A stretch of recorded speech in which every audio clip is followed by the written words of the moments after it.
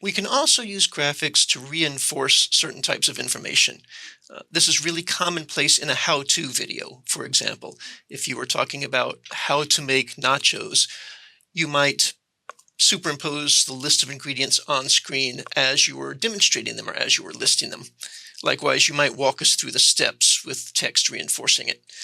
So as an example of this, what I want to do here in this opening clip where he shows us the light roast, the medium roast, and the dark roast is I'm going to put graphics on top of each of those saying it's the light roast, it's the medium roast, it's the dark roast. So we'll start here at the first one. We have a light roast.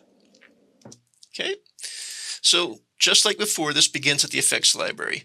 I'm going to come up here, and for this one, I'm going to choose my basic text. And I'm just going to click and drag it down here, and I'm going to put it right above my piece of B-roll. So it's going to be up here on video 3. All right, so here we go. Grab my basic text, drag it down. It's much too large, right? So again, I'm going to grab the edges and just shorten that thing up. And snapping is really helpful for this. You can see how it just jumped right to it. Okay, so I'm going to put some effort into this because the decisions I make here are going to inform what happens on the second and third title. So first of all, make sure my inspector is turned on, which it is, and make sure I've selected the proper clip. I can see it's highlighted in red, so that is good. And I'm going to change the word title to light roast. And I think I'm going to leave that all on one line. Okay, I'm going to change my font to something boring. Can't go wrong with Arial. Okay. Now, actually, in this case, I might go with something a little bit bolder. So Arial bold. That's just such an ugly font, though, huh? I mean, Arial black, rather. What happens if I just make this bold? Okay, that's a little bit better. Now, my intention is to put this up in the top left-hand corner, so I'll go ahead and do that next. I'll slide this over and up. And you can see that I definitely have an issue now because the white background and the white title combine to make something that's pretty much illegible. I need to make that stand out somehow. I think what I might try first is just making the stroke a little bit bigger. So if I open up the stroke a little bit, that makes it pretty easy to read, doesn't it? Maybe instead of the stroke, I'll try it with the drop shadow. Just nudge the X and the Y out there a little bit. You know, I think I like that a little bit better. It's a little more artsy. I probably could put a background around it, but I think that's fine. People can read that. Okay, so we'll pretend that I have agonized over this and come up with the perfect title. All right. So what I want to do is duplicate this look onto these other two.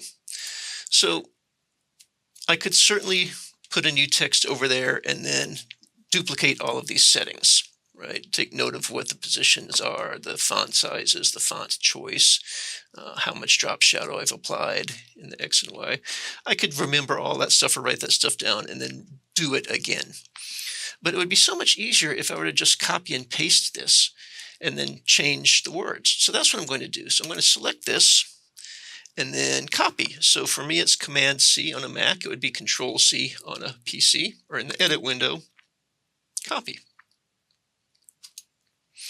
Then I'm going to move my playhead down here to where I want the next one to start, which is where the medium roast is, and I'm going to paste. So for me, again, Command-V, a PC would be Control-V, or you can go to the edit window and hit paste. So what it has done is it has taken this first title and it has made a duplicate of it where the playhead was.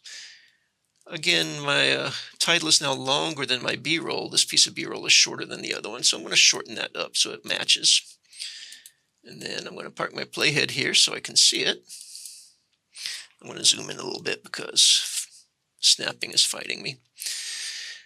And now I'm going to make sure that I single click this so it's selected and I'm editing the right one. And then I'm just going to change this word light to medium. There we go. So there's my medium roast. And now I'm going to do the same thing over here for my dark roast. I'm going to park my playhead there. I'm going to hit paste because I've already copied it. I don't have to do that again. I hit paste, Command V, and now it has put the words light roast on top of this piece of B-roll, the dark roast.